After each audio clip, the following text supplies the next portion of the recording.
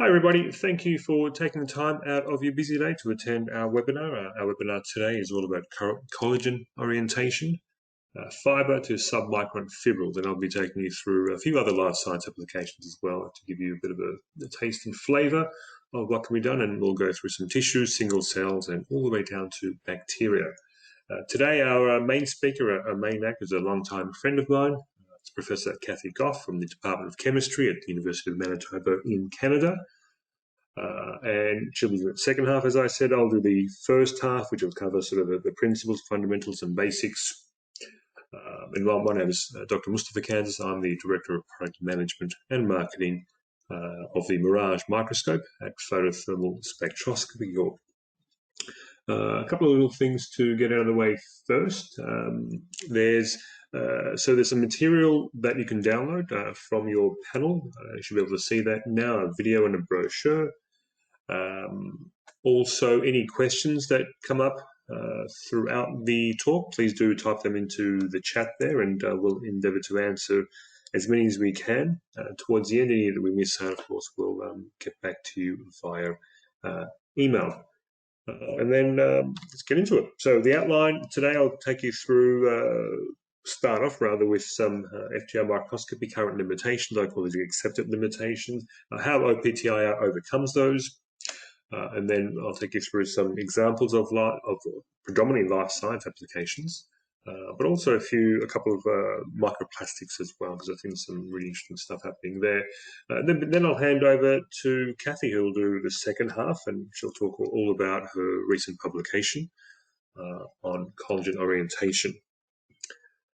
So, infrared microscopy and spectroscopy. Well, I assume most of you are familiar with infrared spectroscopy, so I won't delve into that too deep. Suffice to say, it is all about the interaction of light, infrared light with matter, and infrared light has unique properties in that it excites vibrational bonds within molecules. So the resultant spectrum is quite a chemical characteristic of the material, and it's been around for decades. It is a workhorse of the analytical lab, spanning from polymers to forensics to pharma and geo, but today it's going to be mostly about life sciences. Okay, so as I said, infrared has been around for a long time, predominantly through FTIR or with FTIR, and it's kind of hit a technological, it's hit its technological limits. Primarily there, it's really all about spatial resolution. I mean, if you're doing microscopy, you obviously care about small things, and here you're limited really by fundamentals of physics and light. You're dealing with infrared light, so infrared light is long wavelengths. Thus, you're limited to the sort of 10 to 20 micron range. And here I've got a visible picture, of course, short wavelengths, and things are pretty sharp and clear. When we switch over to the infrared, things start getting blurry pretty quickly. The other key roadblock or limitation is sample prep. With infrared, typically the best spectra come from thin sections, around the sort of 5 to 20 micron, but of course some things are just not amenable to be cut. And therefore many use ATR. That's a contact technique, requires intimate contact. Targeting can be difficult. As you touch your sample, it can move, especially if it's small particulates. There's risk of cross-contamination as you make multiple contact points. There's risk of crystal damage. Replacing these are expensive, and there's equally risk of sample damage. And here's a little picture of what multiple contact points across a surface of a sample often looks like. So, where possible, of course, we want to avoid touching the sample. Hence, we prefer these far field techniques. Another often not well understood is these dispersive and scatter artifacts. So as I said before, the ideal sample prep is really a thin film, sort of 5 to 10 to 20 microns. And when you do that, you get a very pretty spectrum, no issues there, nice flat baselines, peak shapes nice and symmetric, all is good. But what if you take the exact same material and make that into a bead, in this case, say 15 micron bead, and measure that in transmission? Same material, but look now, the spectrum is really unrecognizable. You got weird baseline artifacts, offsets. The carbonyl peak is now split into two from one. And as we change the size, it changes again and changes again. So it goes to show just how strongly coupled the spectral profile is with the sample shape and size. And that can be a real impediment if you're doing identification and interpretation, because now not only have you got the chemistry to interpret, now you've got sample shape and size to worry about. Right? So all of those I consider it quite severe limitations. So cue the O-PTIR technique, the optical-photothermal infrared technique. What that is essentially a pump probe optical spectroscopy technique. The pump is the infrared laser, typically a QCL, and the probe is a short wavelength, typically a visible laser, but also can be a near-infrared laser. It generates a submicron spatial resolution, much like a Raman system, but with all of the infrared richness, and that's a concept I'll touch on again later. The spectra you get look much like an FTIR absorbance spectrum that's been collected in transmission mode, but it's been done here with reflection mode. Right? So it's far-field, non-contact, none of those distortions, artifacts, or interference fringes that can often plague FTIR transmission spectra, and it's non-contact, as I mentioned before. And of course, spatial resolution is infrared wavelength independent, so it's constant across the entire wavelength. How might this technique work?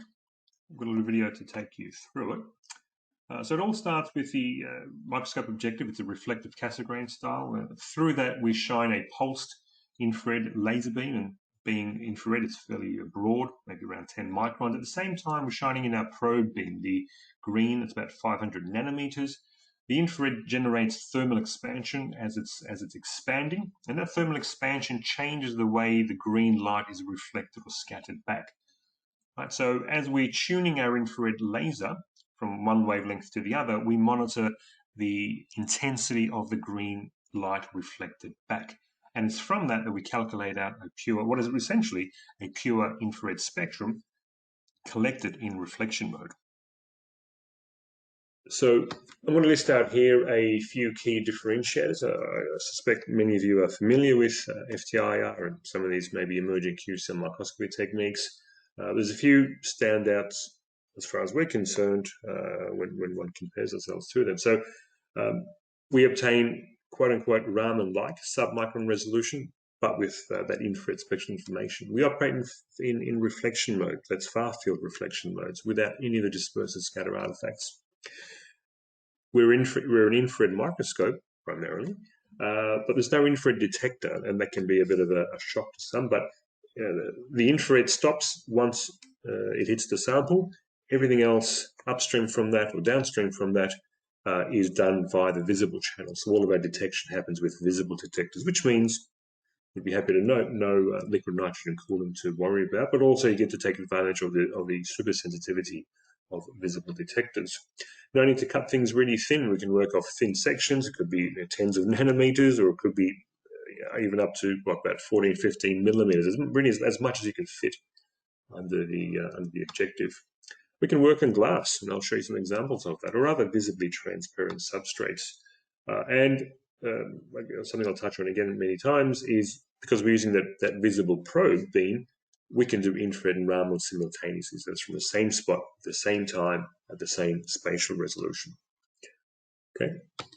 Here I wanted to actually compare it in a bit more structured and detailed manner. So if we're using microscopy, sure, we care about spatial resolution. If you're really pushing the spatial resolution limits, well, you probably want to be using Raman because it's much, it uses visible laser typically, so you've got tighter focus spots, and infrared will lose out there. Traditionally, FTIR will anyway. Fluorescence interferences can be a real problem for Raman, hence I've given that a red, and that's not an issue in the infrared, so I've given that a green. Spectral sensitivity, it's well known that, and the cross-section they call it is often used to convey this, but the Raman cross-section can be quite weak. IR much stronger, and that's reflected in the signal and noise of spectra. That also correlates with time of measurement. Then when it comes to the extensiveness of libraries, these commercial libraries, or how interpretable a spectrum is, and sometimes I refer that as to the richness of the spectrum, infrared wins out hands down. In terms of commercial libraries, there's about 10 times more available commercially. Reflection mode, traditional FTI works quite poorly in that respect. Raman, that's their main mode, so that's great.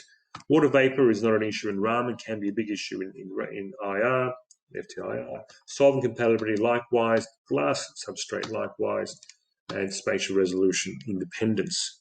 It's also poor with IR and good with Raman. So if you look at that, you can see, depending on your experimental needs, it's no surprise that many analytical labs, most analytical labs, have one of each. They'll have an FTIR microscope, they'll have a Raman microscope. So you've got to move your sample from one or the other if you're wanting to get measurements on both. Here's one of my favorite, in fact, the favorite animation. But what we do with the O-PTIR is we literally take the best elements of both of those systems and combine them into a single platform. And that's the Mirage O-PTIR microscope. Right. Here, this is a two-in-one slide. Really, on one hand, I'm going to talk to you about the new QCL, a new dual-range CH, so your lipid region and fingerprint region QCL. And I'm going to use that to also show you how comparable reflection mode O-PTIR spectra are with the traditional FTIR database. And you can see I've got 5 different polymers on the screen there. Black is the O-PTIR, red is the FTIR reference, and you're really going to have to look closely at that to see any differences. They're spot on. The matches are well over 95%. And again, it's important to note that these have been collected from a 500 nanometer spot size in under 5 seconds. They've been collected in reflection mode, and they look just like transmission spectra of FTIR that have been collected off thin films. Right, so that should give you full confidence that the spectra are completely compatible and comparable. Spatial resolution is a topic we often talk about with FTIR or even these QCL microscopes, because the infrared is the pump and the probe you measure with the infrared. It's highly wavelength dependent, and so you can see in the fingerprint region over here, you're looking up well over 10 microns of spatial resolution. But with the O-PTIR technique, because we're measuring with the green laser, and it's a single wavelength green laser, it's constant, and that's at around 416 nanometers. Right, so that's about a 30x improvement if you're looking at 1,000 wave numbers. Right, and because we're using that green laser to measure, it comes with an interesting side benefit. That green laser can also act as a Raman excitation laser. And that gives us same spot, same submicron resolution, same time. Right, so that's infrared plus Raman. It takes full advantage of the complementarity of infrared and Raman, something that we've all been taught about for a long time. It's also confirmatory, which means you can use the Raman you can use the IR to confirm the Raman result and the Raman to confirm the IR result. Right, it's one instrument for both, so there's no sample registration. You're finding that same spot difficulty issues. It gives you a far more thorough sample characterization. Okay, so on to my part for applications. I'm not going to move quickly, but I'm going to go through mostly life science applications here. But I do want to quickly point out that publications are on the rise. This is something that we're quite proud of. Give you some historical context. This was released in late 2017. We had a first publication in 18. We had one in 19, and by the end of 2020, we're up to about 15 publications. And I'm aware of several that have already been submitted, several more that are in publication, in preparation. So we're expecting this to be an exponential curve. In fact, here's a meme that was created by Professor Roy Goodacre, because he was excited that his publication was just accepted a couple of days ago. He put that out on Twitter. So I wanted to share that with you, the pumped child, the baby who's excited about his first O-PTIR publication. So that was cute. I want to give you a couple of examples here of microplastics, because they really highlight some of the advantages of the O-PTIR technique. Here is one where this is a model system of polystyrene beads of various sizes from 900 nanometers up to 10 microns, and also with some PMMA 3 micron. And to make that even harder, we mixed that with some salt, and we dried that. And you end up with salt crystals spattered in amongst the various polymer beads. And doing that with an FTIR microscope would be a nightmare. The salt would render any measurements useless. It would scatter like crazy. Right, but what you see here, at the bottom of this, is that the spectra are consistent regardless of particle shape or size. And I should have added, regardless of their proximity to any salt crystals. Right, so here's one example. I mean, that's one of the blue is the PMMA, and that's sitting right next to a salt crystal. Doesn't turn up, doesn't interfere at all. So you can see different particles, shapes, and sizes still result in the same looking PMMA spectra, or same looking polystyrene spectra. And if you know the frequencies, you can then tune the QCL and image only for those frequencies of interest, and the various particles and various chemistries light up. Here's some recent results from a recent study looking at various microparticles, microplastics collected on a gold filter, a gold-coated filter. It's a polycarbonate filter from memory. I'm going to take you quickly through these because there's a few, but so IR spectra, Raman spectra, might remember these have been collected simultaneously. Here's what they look like, and here's what the library search says.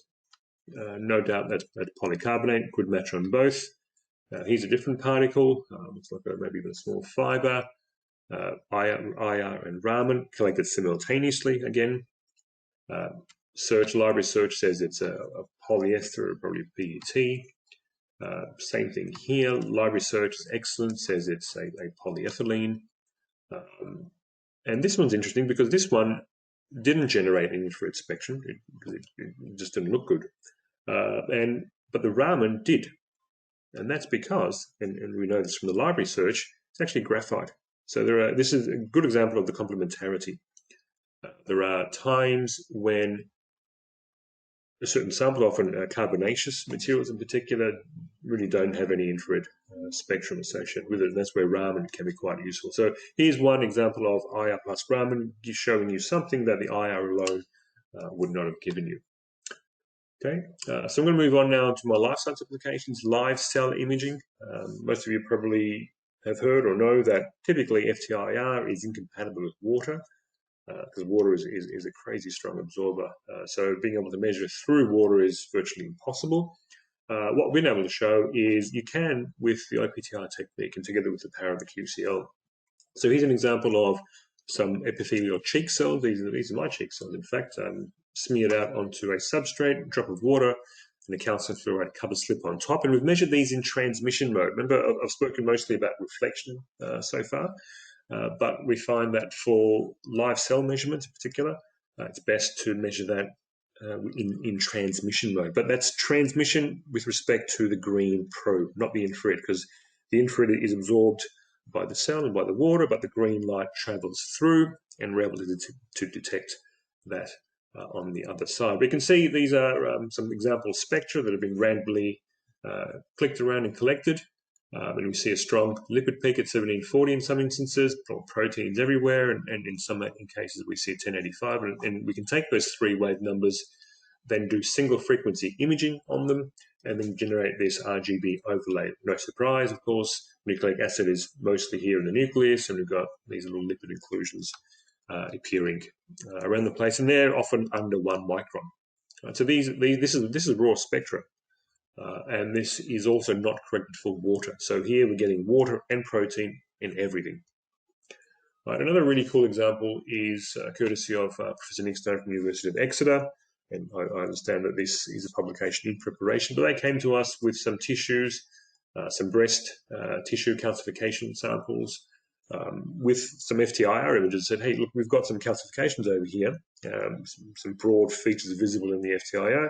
Can we see more with the O-PTIR? So initially, we clicked around, and I wasn't seeing a lot of evidence of calcifications, mostly sort of normal tissues. So we said, well, let's do a single frequency image at 1050, which is where the calcification appears.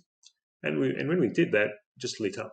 So it turns out that the calcifications are actually rather small, sort of 5 microns in size, some even less than 1 micron. So when you're at that sort of size, and when you're at close to 10,000, so close to 1,000 wave number, which is 10 microns, FTIR isn't going to resolve this. So this looks like one broad smear in FTIR, but with the resolution of O-PTIR, you can actually now see what's really happening underneath that. So you can now see these really small domains, but it also means that the spectra you collect are now pure. So you're now getting pure spectra of these calcifications. And these are very different to the spectra you're getting off FTIR, because then that becomes a broad average.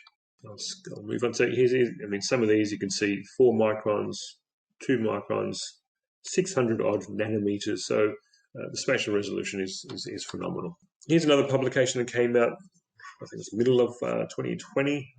This was in Advanced Science, which has a whopping impact factor of 16. This was with Oksana Klementьeva from Lund University.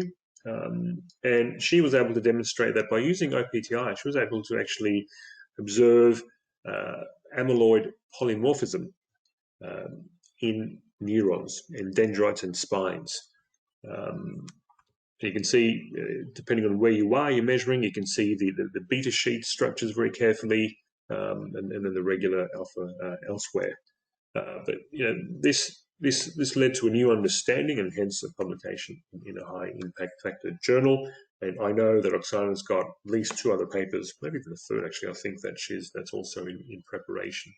So it's really been a real boon for her. Here's some hot off the press data. This is also using our new dual range CH and fingerprint QCL.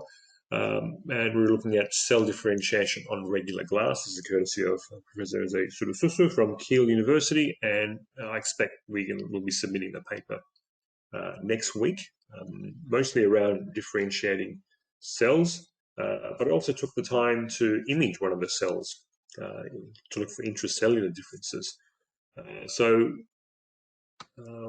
here, this is really one of the first, well, the first example of unblocked or unhindered glass substrate measurements for the infrared. So you can see these are cells on regular glass slide, and because we're measuring in reflection mode, the glass isn't interfering, and we get full range spectra.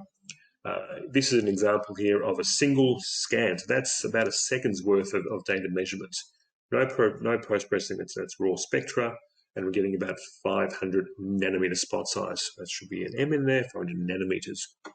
And when we look at the images, I did a few single frequency images. I did them at the CH3, CH2, and at the protein ranges. And if I ratio the CH2 to CH3, it gives me an idea on chain lengths. You can see that depending on where you are in the cell, the hotter the color here, the longer the chain lengths, and you've got more CH2s. Also, taking the CH2 relative to protein gives you an idea of where the lipids are distributed. And it looks like we may be able to see some perhaps lipid membrane here around the nucleus. That's really quite fascinating. So submicron features easily detected, and I believe this is also the first example of a single unit CH fingerprint QCL measurement. So a lot of the images look like ones you might get on a Raman microscope, but this has all been done in the infrared, far-field infrared, and with the quality and interpretability and richness of the infrared. And here's just hot out. In fact, there's a baby again, because this is the paper that Roy made his tweet about. This is single bacterial cell O-PTIR measurements. Right, so we're now using the infrared to measure single bacteria, which are about a micron, and that equates to about a picogram of biomass. Right, so this was never done before with infrared, and only with Raman, of course. But Raman is plagued with fluorescence and plagued with lower signal to noise. And if you look at the single cell spectra, so we've got here in orange, or in more yellow maybe, single bacterium spectrum compares well with bulk FTIR and bulk O-PTIR measurements. Right. So what Roy and co-workers did there was they fed the bacteria different isotopes of carbon and different isotopes of nitrogen, and looked at how that affects the spectra. And you can see quite significant changes in the Amide I and Amide II. PCA show very clear separation. So all of this is towards gaining a better understanding of bacterial metabolism. And it's exciting to note that further studies will now include data from new QCL. This is the second type of new QCL with extended spectral range to cover the silent region. Right, so that's sort of 2300 to 2000. And then I'll cover groups like carbon deuterium, carbon-carbon triple bonds, and nitrile functional groups. And that's useful for increased specificity and increased sensitivity. Right, so coming to the end of my part, the key takeaway I'm hoping I can leave with you is that O-PTIR and Raman now really brings the best of those two techniques into a single platform. We've got submicron resolution, which means you can see a lot more detail. It's non-contact. There's no dispersive scatter artifacts, no me-scattering, which can plague many infrared measurements.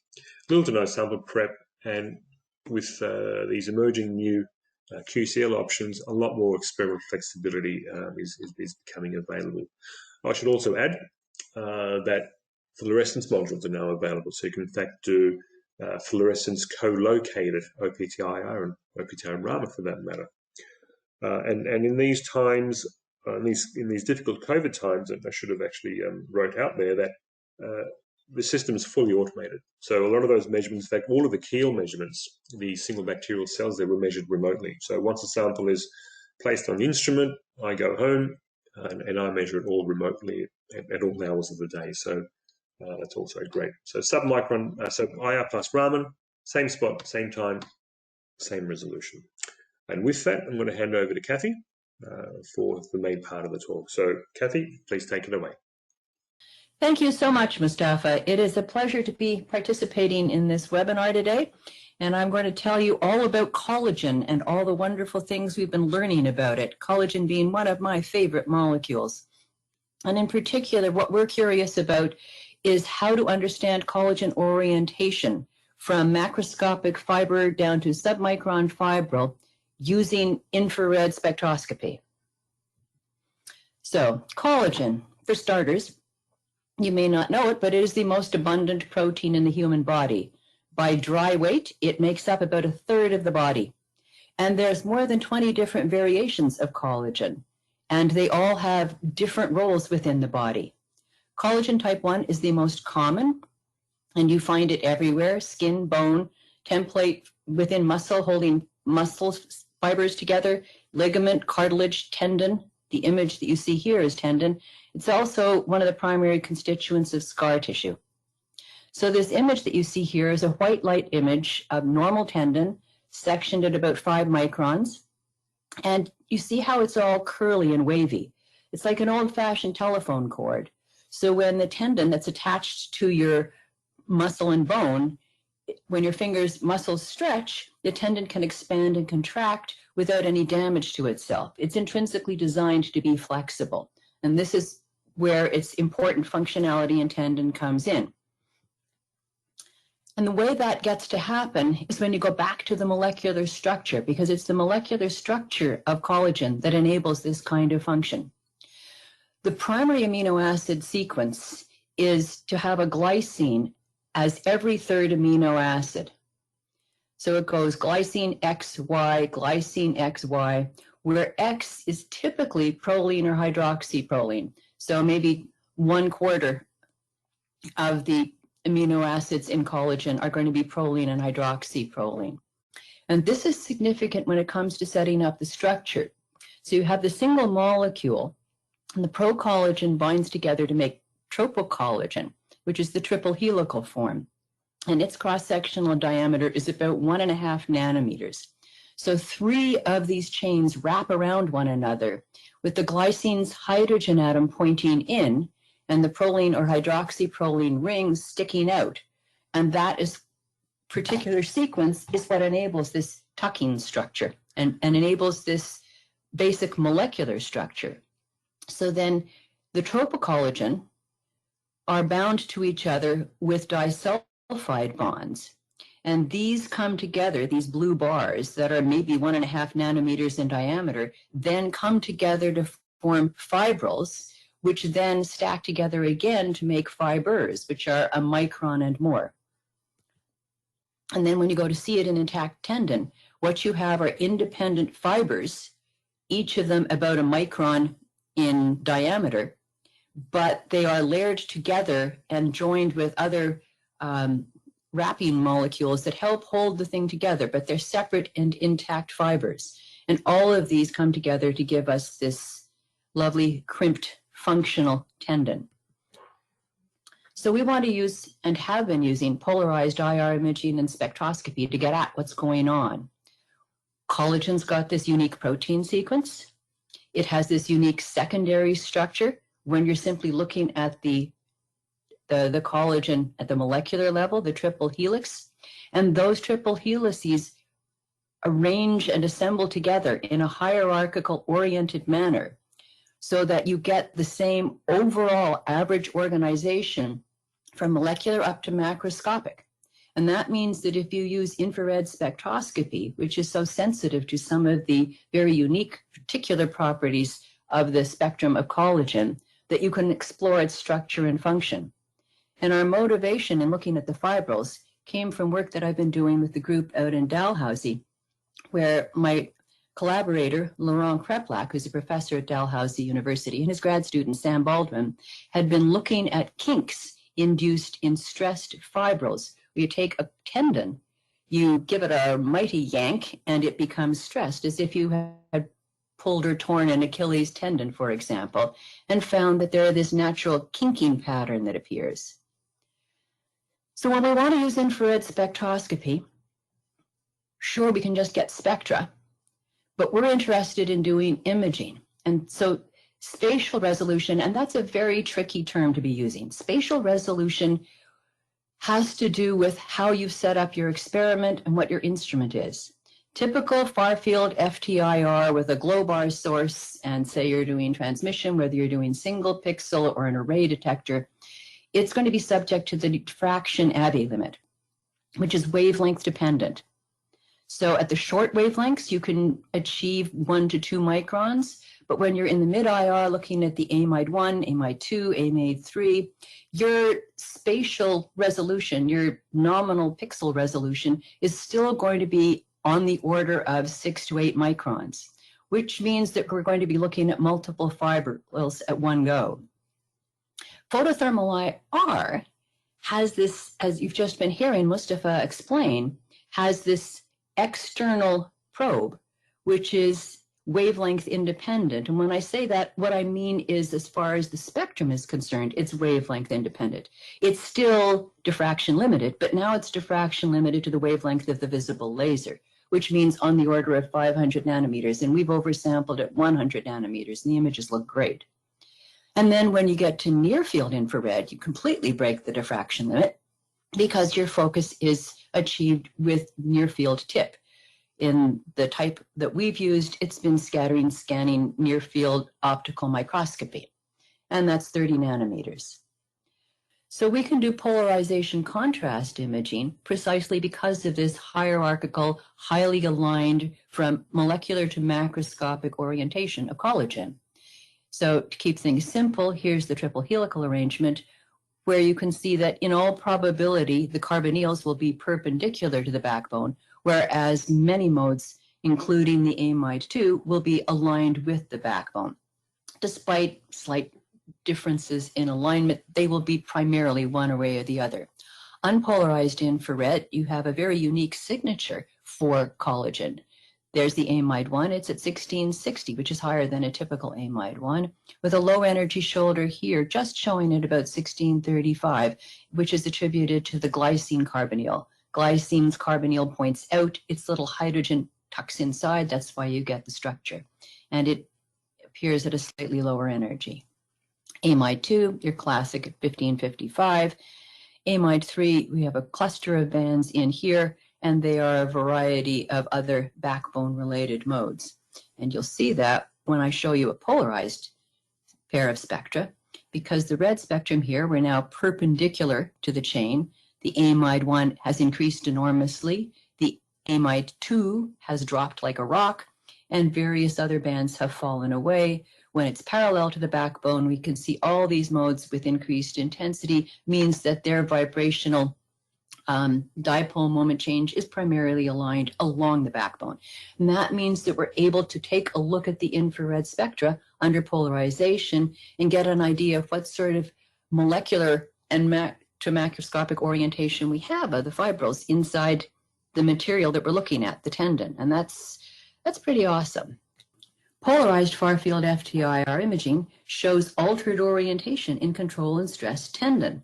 We published this in Faraday discussions about 5 years ago, where here on the left, you have normal, nicely waving, crimped tendon. If you look at under polarized light, whether it's polarized perpendicular to the fibril direction or parallel to the fibril direction, you get this sort of on-off effect when you're looking at the ratio of the intensities of the Amide I to Amide II. The thing is that these pixels are on the order of 6 to 8 microns because this is far field wavelength dependent imaging. And we can see from this tissue that it's going to be somewhat heterogeneous, but it shows this lovely crimped pattern and we're all pretty happy with it.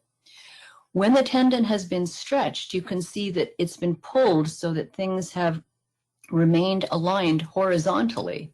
When we processed these, we found that throughout this entire image, we pretty much had the Amide I was down, the Amide II was up, as were the other backbone-associated modes, telling us at a molecular level that this was highly oriented. We also did SNOM, near-field IR, of fibrils, and the first ones we got were at Berkeley back in 2015. And these are our very first images. These are fibrils lying on sputtered gold. And we got Spectra using near-field IR. And the first thing my postdoc, Richard Weens, said when I showed him the Spectra was, how come they're polarized?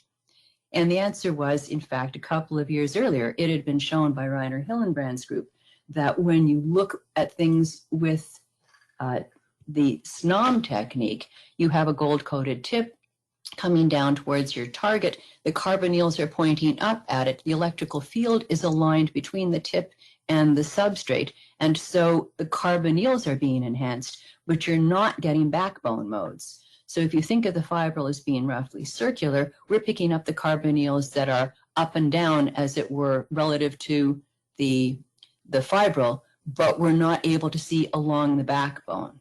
And because of this orientation, we are specifically choosing to excite the Amide I and losing the Amide II. So where does O-PTIR fit in? Well, I've been giving hints and clues all along, so you've probably already caught on to the idea. We're looking at 5-micron thick sections. There are multiple layered fibers. There is some heterogeneous disorder, even in material that has been stretched and aligned. So this little red box here is enlarged from 4x to 10x, and we've adjusted the focus so that you can see how it's scattering. Even though it's primarily oriented horizontally, there's still some disorder in there. And if you're looking at something that is like the size of my laser pointer, if you're looking at something that's about 5 microns, you're picking up heterogeneous material. Also, we're typically having to do it on a salt window for FTIR, which leads to other complications. When we come to look at the isolated fibrils, we have to mount them on gold. We get the perpendicular orientation only, as I've explained. And so when you look at the molecule and the molecular structure, here we have the collagens coming together to give you fibrils, binding together to give you fibers. The near-field infrared experiment is always giving us the perpendicular and not giving us the backbone nodes. So we wanted to see what we can do O-PTIR. And from this paper, which was published a couple of months ago, I've extracted the figures, and I'm going to show you what it is that the O-PTIR in particular showed in comparison with the other typical sorts of methods we've used to look at it.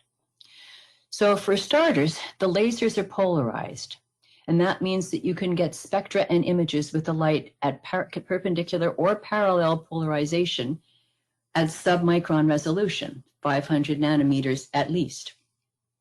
So first of all, our question with comparing the spectra was, when we get these parallel and perpendicular spectra with O-PTIR, how similar are they to the ones that we'd obtained with the far-field wavelength-dependent FTIR methodology? When we look again at intact tendon, we know we should be able to get spectra from samples on calcium fluoride. We should also be able to get spectra from samples on glass. How similar are they? How good are they? How easy is it to do? Because the ability to do data collection from samples on glass changes a lot of things for us. When it comes to looking at fibrils, well, we're going to be getting perpendicular O-PTIR spectra. Do they look similar to the intrinsically perpendicular polarized spectra we get with the near-field technique? And last but not least, how do the parallel spectra look? Are they going to reveal anything new? Well, for starters, I'm showing again an image from the Faraday paper, but what we've done here, so this was our stressed tendon. All of the fibers are aligned horizontally. When we processed it, the signal said everything's horizontal. But instead of just showing the color images, what we've done is we've gone in and we've looked at individual images. For each of the spectra you see here, we've summed together some 20 or 25 spectra that were the most oriented spectra in this stressed tendon. So they all gave us the maximum Amide II to Amide I ratio. I show one image, but each of these spectra comes from the average of 24 spectra from a separate image. And you can see how similar they are for parallel. For perpendicular, we either rotated the sample by 90 degrees to ensure that there was no other intrinsic polarization with mirrors and all, or we simply rotated the polarizer in the microscope. And you can see, again, these were all very similar. So when we're looking at our sample here, here's the molecule oriented this way. When we see it like this, if we are parallel to the backbone, we're going to be getting this. Amide II is increased, so the red spectra correspond to increasing the backbone modes. And when it's perpendicular, we're getting those carbonyls at right angles to it. And these are the Amide I perpendicular spectra. So then we got O-PTIR spectra. Now those other sections were old and long since gone, but we still had the samples in the -80 freezer. So we sectioned again and again found from the same sample as the one that you saw in the image previously, and selected a region where it was highly oriented and went in and got individual spectra at different points. And you can rotate the laser polarization continuously, so you can choose an orientation that is aligned with the direction of the fibril or perpendicular to it. And so here we have the ones that are aligned parallel, and sure enough, there we get our lovely Amide I going up. All the rest of the family are going up. I mean, the Amide II is up, Amide I's down a bit.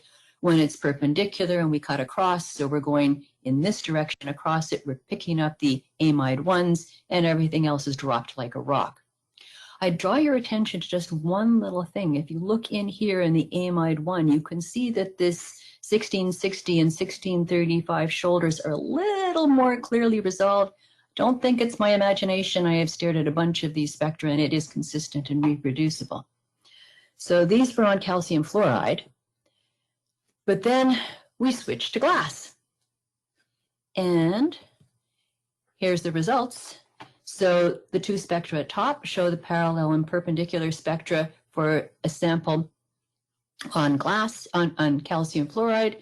And here we have the same section, a serial section mounted on glass. So it's 5 microns away, same orientation, same material. Might be slight differences because we are picking slightly different points in the tissue, but by and large, we're getting all the same information. So the signal to noise is great. The signal's excellent all the way down below the Amide III, which means we have all of these markers for orientation.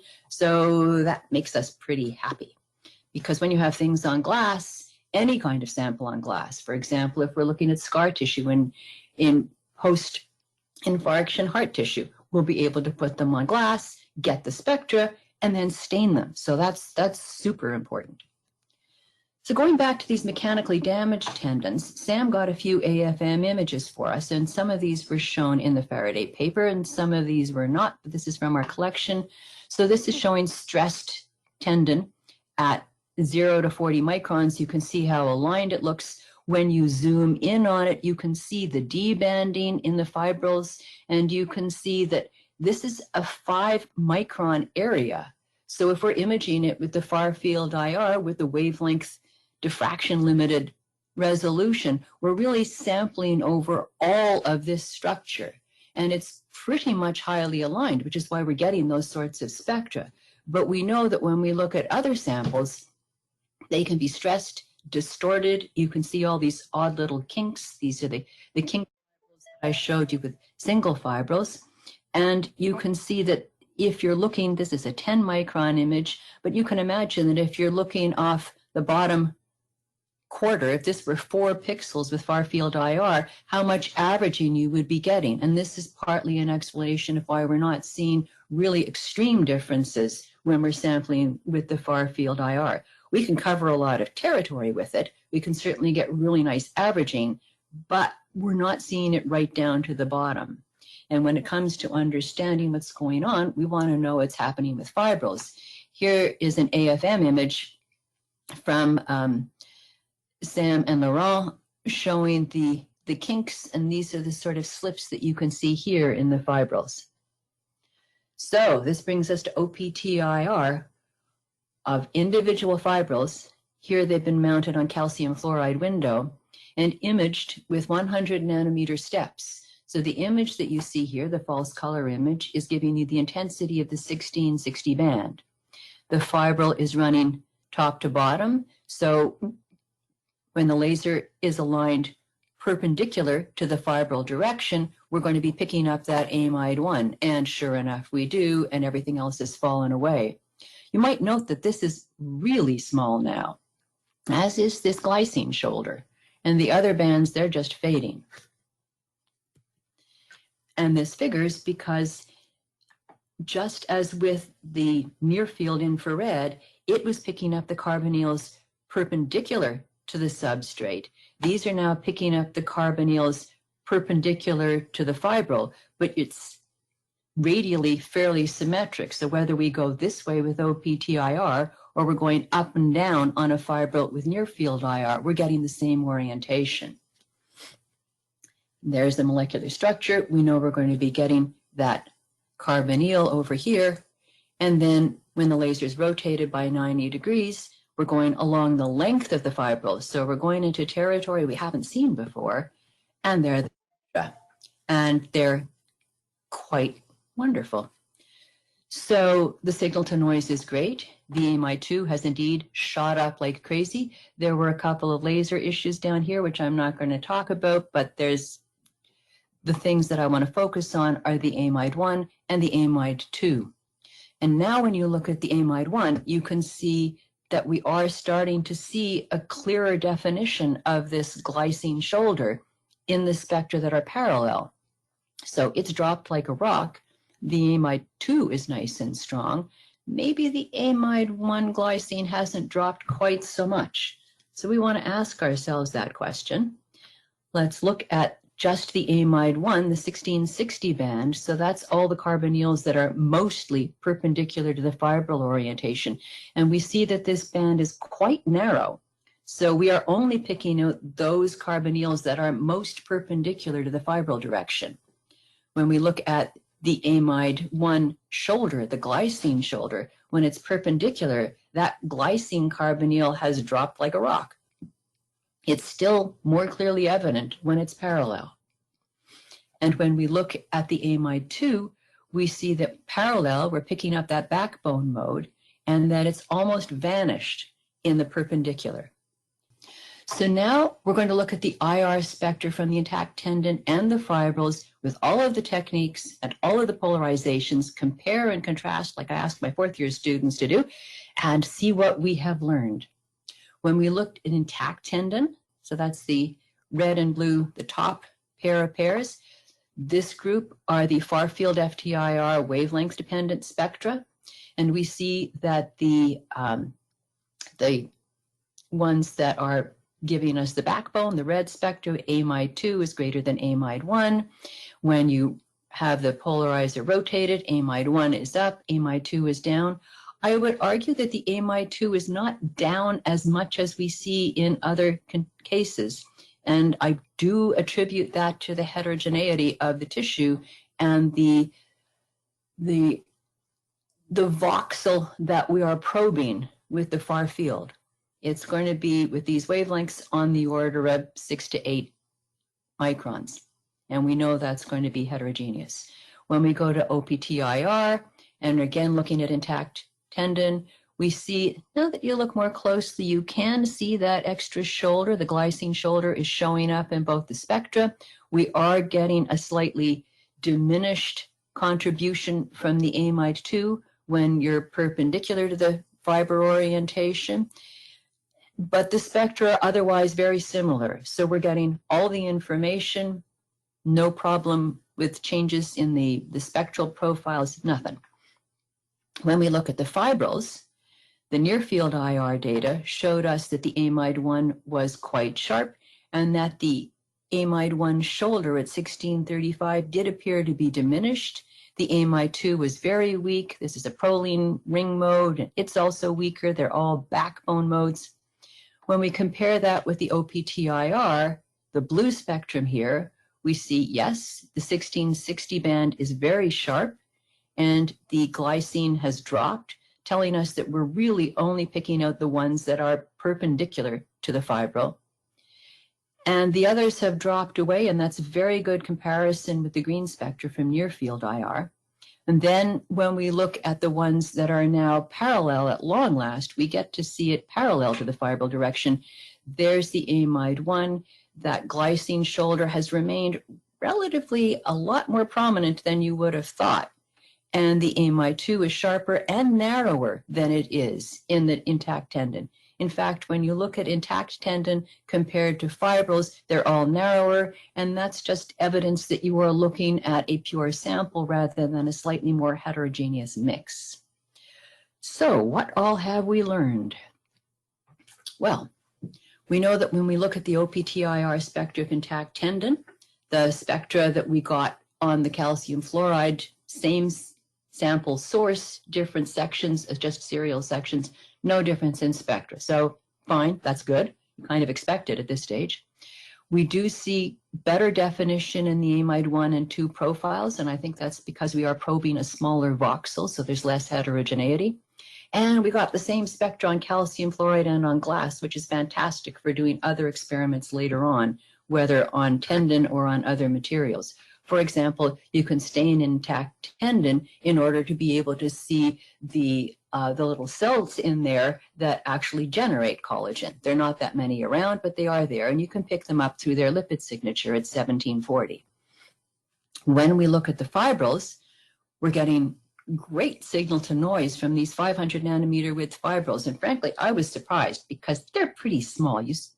And even the O-PTIR directives say the sample should be at least 500 nanometers thick. Well, that's what ours was. And you see the spectra. And this is the first biopolymer data on a sample so small and so isolated. They're quite nice. They're comparable to the near-field IR spectra when the light is perpendicular to the fibril length. And we've been able to get the very first IR spectra parallel to the fibril length, which means that taken together, we now can really analyze these damaged fibrils, and we can look at damaged material in other targets, for example, scar tissue, in which we have a strong interest. And to summarize what we're getting from the profiles, the Amide I is a combination of bands at 1660 and 1635. So when it's perpendicular, it's strong and it's quite narrow. When it's parallel, it's dropped a lot.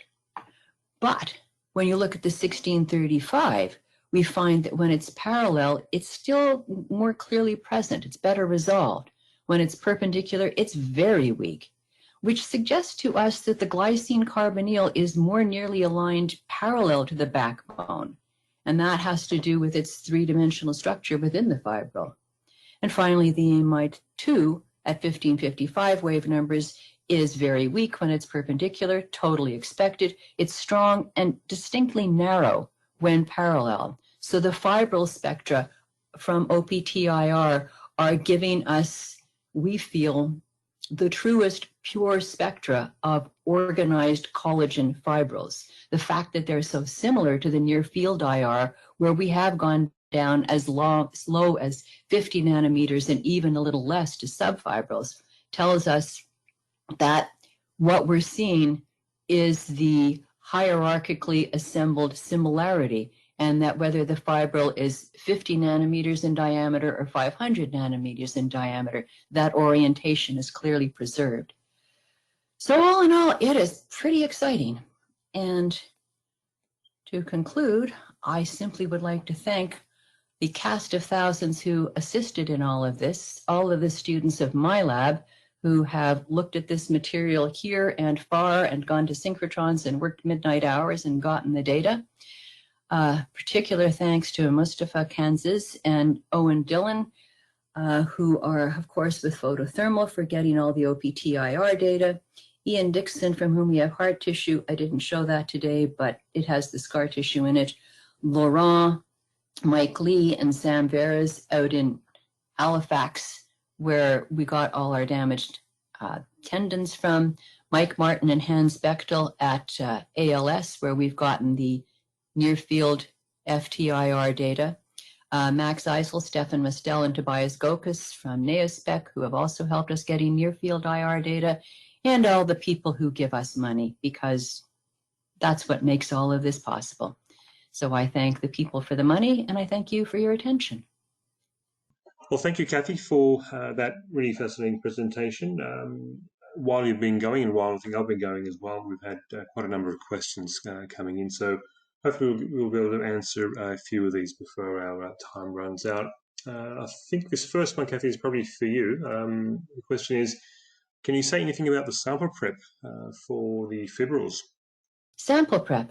Yes, we get the collagen materials from my collaborators out on the East Coast in Halifax at Dalhousie University. They get the tendon from an abattoir from cattle prepared for meat, for food, so it's food quality. They clean it, sterilize it, extract the tendons, and mechanically damage them. They cut segments out and ship them to us in vials of ultra-pure water with a little bit of antibiotic, antimycotic added at a very submicron dose just to keep everything clean.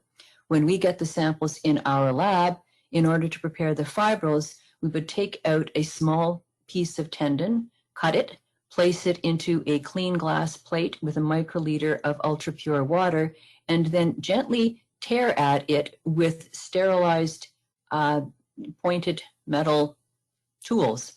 And if you just gradually work on it slowly, the liquid becomes a little bit cloudy. And if you take a 2 microliter drop of that clean liquid and place it on your substrate, when you look at it under the microscope, you'll see that it is filled with fibrils. Typically, we would wash the sample half a dozen times before we would then really begin to tear it apart.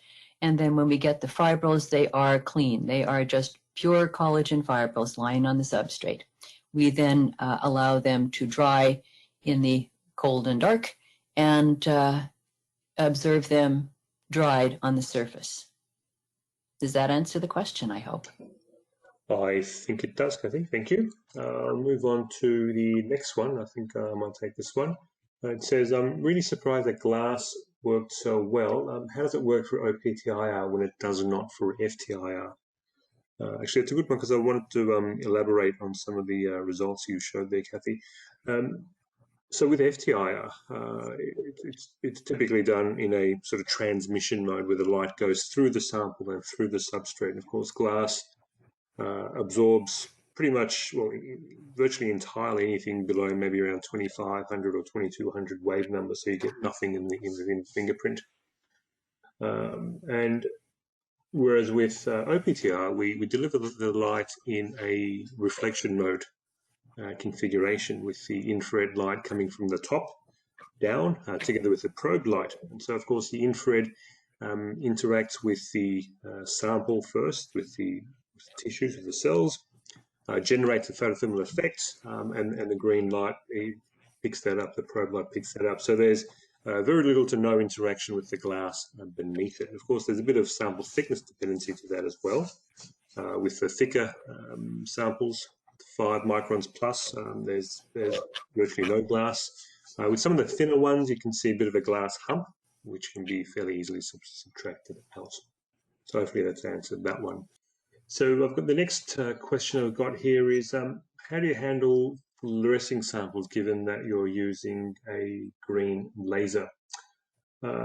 Yeah, that's also pretty easy. So there'll be fluorescence there, because if you were measuring this with Raman with the green, there's probably going to be some degree of fluorescence. But the way the O-PTIR collection scheme works is that the measurement is sort of locked in or modulated with the QCL pulse rate. So we use a lock-in amplifier to demodulate that. And that will remove any fluorescence interference. So basically you get 0 fluorescence interference. So that's easy. And then actually speaking of that, because we're using a Raman grade green laser, something I touched on my half, of course that also enables you to collect simultaneous infrared and Raman as well. So I'd like to stress that. The next one is, can you say something about the measurement times for the data with the Spectra and the images? So I did these measurements for Kathy, so actually together with Owen. So the Spectra from memory were about 10 coads. So that's probably going to take about 10 to 15 seconds. And the images, they were a tad under a minute, maybe about 45 seconds to a minute from memory. So again, I think that's pretty darn quick, given that we're probing sort of 500 nanometer areas. What else have we got here? Yeah, do the Spectra need any special post-processing? The Spectra don't need any special post-processing. In fact, that's something that's worth stressing. Again, I think I mentioned it in my first half, is that you get virtually no scattering, no dispersive scatter artifacts with the O-PTIR technique, which is in quite stark contrast to FTIR, where if you are measuring cells and small particulates and small features, the baseline shifts. You get all sorts of weird artifacts, it tilts, you get weird inversions, and sort of require complex processing. So basically, the Spectra you saw there certainly had no special processing done to it. And I'll probably do one more. This is a question we often get. What is the depth of penetration? Depth of penetration is going to be a few microns, basically. Of course, it depends on many things, namely the sample nature, but it's in the order of a few microns. And I think with that, I will draw it to a close. I'd like to thank Kathy again for taking the time out of her busy schedule to present her work. I'd like to thank you guys for attending this webinar. Any questions that have been left unanswered, we'll certainly endeavour to get that to you in the next few days via email. And as a closing reminder, this is a recorded webinar, so this will be available for on-demand viewing later, and we'll be sending out an email with instructions or links to get to it, so you can forward that on to any friends and colleagues you think might be interested. And there'll be a short 2-question survey at the end for any feedback, so I'd be appreciative of your thoughts and suggestions there. And with that, I will close it. I will bid you a good day and farewell, and until our next webinar. Thank you. Bye-bye.